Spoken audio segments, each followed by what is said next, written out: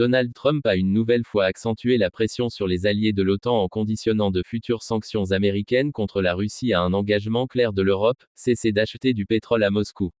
Selon lui, tant que certains pays membres de l'Alliance continueront à alimenter l'économie russe par leurs importations énergétiques, toute tentative de négociation ou de pression sur le Kremlin restera affaiblie. Le président américain a dénoncé un comportement scandaleux qui, selon ses mots, trahit l'unité affichée par l'OTAN et mine l'effort collectif pour soutenir l'Ukraine. Depuis le début de la guerre, l'Union européenne a pourtant adopté une série de mesures fortes, notamment l'interdiction des importations maritimes de pétrole brut et de produits raffinés comme le diesel. Mais plusieurs exceptions subsistent, révélant les divisions au sein des 27. La Hongrie et la Slovaquie, très dépendantes du pétrole russe acheminé par pipeline, continuent d'en importer.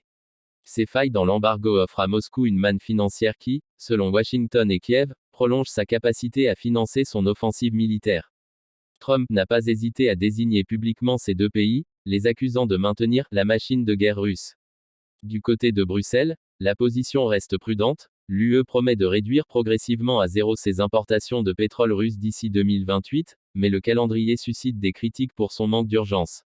En parallèle, la Turquie, membre clé de l'OTAN mais non lié aux sanctions européennes, reste le troisième importateur mondial de pétrole russe après la Chine et l'Inde, ce qui complique davantage la cohésion de l'Alliance occidentale. Face à ces tensions, Volodymyr Zelensky appelle ses alliés à ne pas chercher de prétexte pour contourner les sanctions et insiste sur l'importance d'une unité totale.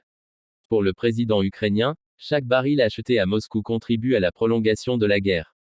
Les prochaines semaines pourraient ainsi marquer un nouveau bras de fer transatlantique, où les intérêts énergétiques européens se heurtent à la fermeté américaine.